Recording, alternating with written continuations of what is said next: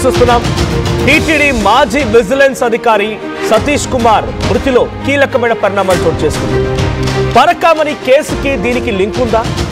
సతీష్ కుమార్ మరణం వెనుక ఏం జరిగిందనే కోణాల్లో పోలీసులు 12 పోలీసు బృందాలు దీనిపైన విచారణ చేపడుతున్నాయి. ఏం జరిగిందనే విషయం పైన కూలంకషంగా వారంతా కూడా వివరిస్తూ ఉన్నారు, చర్చిస్తూ ఉన్నారు. పెద్ద ఎత్తున పలువురిని ఇప్పటికీ అదుపులో కూడా తీసుకున్నారు. అయితే సతీష్ కుమార్ మృతితో ఈ కేసు కీలక మలుపు తిరుగుతోంది. పరకామణి కేసు, ఇంతకీ పరకామణి కేసు అంటే ఏంటి?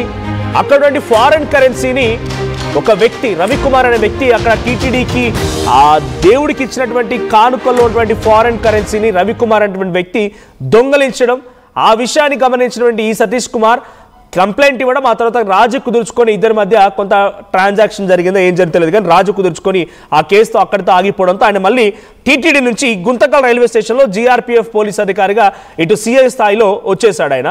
సో ప్రజెంట్ ఇప్పుడు ఆయన రెండోసారి పరకామణి కేసు సంబంధించి కేసు విచారణ ఎదుర్కోబోయేటువంటి సిచ్యువేషన్లో ఆయన ట్రైన్లో ప్రయాణిస్తుండగా ఏం జరిగిందో తెలియదు కానీ మరుసటి రోజున నవంబర్ 14 రోజున ఆయన రైల్వే పట్టాలపై మృతదేహంగా కనిపించాడు. ఇక్కడ విజువల్ మనం చూస్తున్న విజువల్స్లో ఈయన రైల్వే స్టేషన్కి వెళ్లే ముందు విజువల్ ఇది. ఆ సీసీటీవీ కెమెరాలో కనిపించిన వ్యక్తి ఆయనే. సో 14వ తేదీన మృతదేహంగా కనిపించినటువంటి సతీష్ కుమార్ 13వ తేదీన అర్ధరాత్రి సుమారుగా 11:20 సమయంలో హనుమాన్ సర్కిల్లోని ఓ కేఫ్లో టీ తాగుతూ కనిపించిన ఆ విజువల్ మనం చూస్తున్నాం. అంటే ట్రైన్ టైం వచ్చేసి 1:20. 2 గంటల ముందు ఆయన అక్కడ ఉండిపోయాడు. సుమారుగా 1 గంటకు ట్రైన్ అయితే 2 గంటల ముందే అక్కడికి రైల్వే స్టేషన్కి వచ్చాడు సతీష్ కుమార్. అయితే 2 గంటల ముందు రావాల్సిన అవసరం ఏమొచ్చిందనే కోణంలో కూడా ప్రస్తుతానికి పోలీసులు దర్యాప్తు చేస్తున్నారు. స్పాట్లోనే ప్రస్తుతానికి సతీష్ కుమార్ సంబంధించి మొబైల్ ఫోన్ కూడా ధ్వంసమైంది. ఎక్కడైతే రైల్వే ట్రాక్ పైన మృతదేహం కనిపించిందో అక్కడ ఆ స్పాట్లో సతీష్ కుమార్ యొక్క మొబైల్ ఫోన్ కూడా పూర్తిగా చెడిపోయిన పరిస్థితిలో కనిపించింది. అయితే సతీష్ కుమార్కి గత వారం రోజులుగా ఎవరు ఫోన్ చేశారు, 6వ తారీఖు నుంచి ఆయన చనిపోయే రోజు వరకు ఎవరు కాల్ చేశారు, ఎవరు మెసేజ్ చేశారు, ఎవరు చాటింగ్ చేశారు, ఆయనతో ఎవరెవరు మాట్లాడారు, ఎవరెవరిని కలిశాడు ఆయన, ఇలా అన్ని కోణాల్లో కూడా పోలీసు దర్యాప్తు ప్రారంభించారు. సో సతీష్ కాల్స్ని మెసేజెస్ని అన్నింటినీ కూడా పరిశీలిస్తున్నారు, డాటాను మొత్తం కూడా తీసుకుంటున్నారు. ఇక అదే రోజు రాయలసీమ ఎక్స్ప్రెస్లో ఆయన వెళ్ళిన రోజే సుమారుగా 13 మంది పాత నేరస్తులు కూడా ఉన్నారట. అంటే అలా బుకింగ్ ద్వారా అర్థమైంది నేరస్తులు ఎవరెవరు ఉన్నారనేది. సో రాయలసీమ ఎక్స్ప్రెస్లో ఆయన ఏదైతే ట్రైన్ ఎక్కాడో ఆ ట్రైన్ ఎక్కి రాయలసీమ ఎక్స్ప్రెస్లో తిరుపతి వైపుగా వెళ్తున్నాడు. అదే ట్రైన్లో 13 మంది పాత నేరస్తులు కూడా ఉన్నారట. అయితే పరకామణి చోరీ కేసు కోణంలో ప్రస్తుతానికి పోలీసు దర్యాప్తు చేస్తున్నారు. So assistant vigilance and security ఆఫీసర్గా టీటీడీలో పనిచేసినటువంటి ఈ వై సతీష్ కుమార్ వయసు 39. అయితే ఆయన టీటీడీలో పనిచేస్తున్న క్రమంలో రవికుమార్ అనేటువంటి ఒక వ్యక్తి పరకామణి లెక్కింపు కార్యక్రమం ఇక్కడ విజువల్ మీరు చూస్తున్నారు. సర్కిల్లో కింద బాక్స్లో కనిపించినటువంటి వ్యక్తి, ఆ సర్కిల్లో రైట్ సైడ్లో మీకు కనిపిస్తున్న వ్యక్తి ఆయనే రవికుమార్. సో రవికుమార్ ఏం చేశాడంటే ఫారెన్ కరెన్సీని టీటీడీ ఆలయానికి వచ్చినటువంటి కానుకల్లో స్వామివారికి భక్తులు సమర్పించే కానుకల్లో నుంచి వచ్చినటువంటి ఫారెన్ కరెన్సీని దొంగతనంగా దాచేశాడు. అది సతీష్ గమనించి సతీష్ రవికుమార్పై ఫిర్యాదు అందించాడు. ఆ తర్వాత ఆ ఫిర్యాదు ఏం జరిగిందో తెలియదు కానీ రాజీ కుదుర్చుకున్నారట, ఇద్దరి మధ్య రాజీ కుదిరిందట. ఆ తర్వాత అటు టీటీడీ ఆలయానికి సంబంధించిన దాంట్లో కాబట్టి కేసు ఇన్వెస్టిగేషన్లో చివరిగా రవికుమార్కి సంబంధించిన ఆస్తుల్లో కొంత భాగాన్ని జప్తు చేసుకొని ఆయన వదిలేశారన్నట్టుగా తెలుస్తోంది. సో అదంతా వేరే విషయం. కానీ ఇప్పుడు పరకామణి కేసులోనే రెండవసారి విచారణకి హాజరయ్యేందుకు వెళ్తున్నటువంటి సతీష్ కుమార్ మృతి చెందాడు. ఆయన మృతి వెనుక పరకామణి కేసు ఏదైనా లింక్ అయి ఉందా అనేది మాత్రం అనుమానంగా ఉంది. మనం విజువల్లో చూస్తూ ఉన్నాం. సో అది ఫారెన్ కరెన్సీ, ఆ ఫారెన్ కరెన్సీ టీటీడీ ఆలయానికి స్వామివారికి భక్తులు సమర్పించుకున్నటువంటి కానుక, దాన్ని ఎలా దొంగలిస్తున్నాడు చూడండి ఆ రవికుమార్ అనే వ్యక్తి.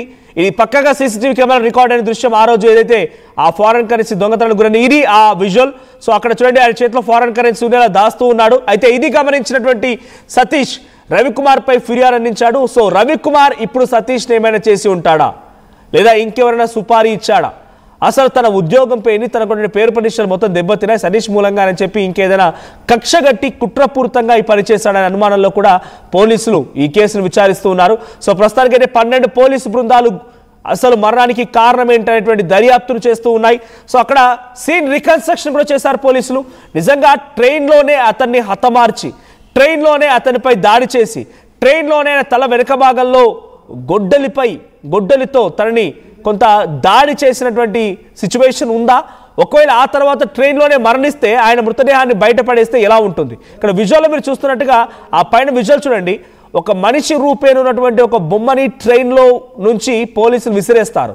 సో విసిరేస్తే అది ఎలా పడిపోతుందని దాన్ని చూస్తూ ఉన్నారు. సో ఎగ్జాక్ట్గా ట్రైన్ ట్రాక్ పై పడి ఉన్నటువంటి ఆ మృతదేహానికి దీనికి చాలా తేడాలు గమనించారు.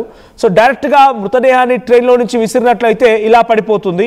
మరి ట్రైన్లో నుంచే విసిరారా లేదా ఇంకేదైనా జరిగిందా అనే కోణాల్లో కూడా పోలీసులు ప్రస్తుతానికి విచారిస్తున్నారు. సో ఆ సమయంలో ట్రైన్లో 13 మంది పాత నేరస్తులు అందులో ప్రయాణిస్తూ ఉన్నారట.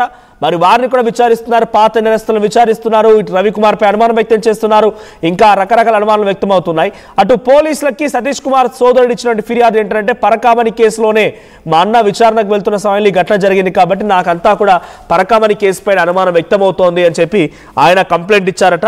సో ప్రస్తుతానికి రెండవసారి విచారణకు పరకామణి కేసులో, ఈ చోరీ కేసులో, ఈ డబ్బుల చోరీ కేసులో ఆయన కూడా మొదటిసారి కంప్లైంట్ ఇచ్చిన వ్యక్తిగా ఉన్నాడు కాబట్టి ఆయన విచారించేందుకు సిఐడి అధికారుల ఎదుట హాజరయ్యేందుకు వెళ్తున్న క్రమంలో ఈ దారుణమైన సంఘటన చోటు చేసుకోవడం. అయితే ఆయనకి తలకు వెనుక భాగాలు, ముందుగా ఇదంతా కూడా అందరూ దీన్ని కొంత బలోన్మరణంగానే భావించారు. కానీ ఆ తర్వాత తెలిసింది ఏంటంటే ఆయన తల వెనుక భాగంలో స్కల్కి ఒక బలమైనటువంటి ఒక ఆయుధంతో దాడి చేసినట్టుగానే ఉంది అని చెప్పి గమనించి, గొడ్డలతో దాడి చేసినట్టు ఉందని గమనించారు. ఆ తర్వాత మొట్టమొదటిసారిగా బహుశా ఒక మృతదేహానికి సిటీ స్కాన్లు చేయించారు. సో ఒంట్లో ఉన్నటువంటి ఆ శరీర భాగాలు మొత్తం కూడా విరిగిపోయాయి, ఎముకలు విరిగిపోయాయి. ఆ తర్వాత ఆయన మృతదేహం వెనకాల కొన్ని గాయాలున్నాయి, ఆయుధంతో దాడి చేసిన గాయాలున్నాయి. సో ఇవన్నీ గమనించినటువంటి పోలీసులు ఇది సామాన్యమైనటువంటి మరణం కాదు, బలవన్మరణానికి పాల్పడలేదు ఆయన, ఇది వెనుక తప్పకుండా ఎవరో ఒకరు ఆయనపై కుట్ర చేసి రకంగా హతమార్చాలని చేసేటువంటి ప్రయత్నమే జరిగిందనేది వాళ్ళు చెప్తున్నారు. సో ప్రజెంట్ నేను చెప్తున్నటువంటి ఈ న్యూస్ అప్డేట్లో సీసీటీవీ కెమెరా రికార్డ్ అయిన దృశ్యాలే. 11:20 సమయానికి ఆయన స్టేషన్ సమీపంగా ఉన్నటువంటి హనుమాన్ సర్కిల్ దగ్గర కేఫ్ దగ్గరికి టీ తాగుతూ కనిపించాడు.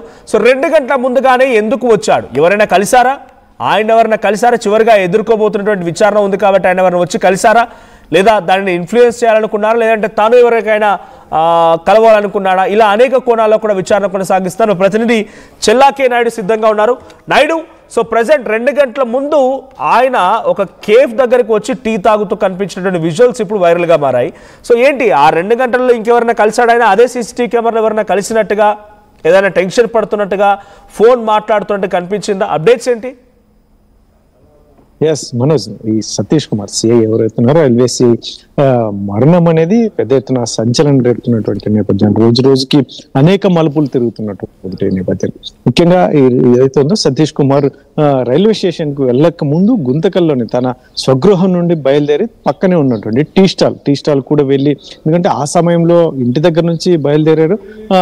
అది కూడా 2 గంటల ముందే, దాదాపు 1 గంటకు ట్రైన్ కి ఎక్కాల్సిన సతీష్ కుమార్ ఏకంగా 2 గంటల ముందు ఇక్కడ ఇంటి నుంచి బయలుదేరడం ఎందుకు అనేది కూడా ఒక మిస్టరీగా ఉంది. ఇటువంటి పరిస్థితుల్లోనే ఒక కేఫ్కి వెళ్ళి అక్కడ టీ తాగి దాదాపు ఒక 5 నిమిషాలు అక్కడ గడిపారు. ఎటువంటి పరిస్థితుల్లోనే ఇది కూడా ఒక పోలీసుల ఇన్వెస్టిగేషన్ లో కూడా ఒక భాగమైంది. ఇటువంటి పరిస్థితి నుండి తర్వాత మరొక అంశం అనేది కీలకంగా మారుతున్నటువంటి నేపథ్యం, సెల్ ఫోన్. తను ఈ నెలనే 6వ తేదీ విచారణకు ఏదైతే ఉందో సిఐడి విచారణకు హాజరయ్యారు. ఆ తర్వాత ఏం జరిగింది అనేది, అందులో ముఖ్యంగా ఫోన్ లో ఎవరెవరితో మాట్లాడారు, ఎవరైనా ఫోన్ చేశారా, ఇటువంటివన్నీ కూడా ఫోన్ ద్వారా కూడా ఎంక్వైరీ ఫోరెన్సిక్ అధికారులు కూడా తేల్చే అవకాశం ఉంది.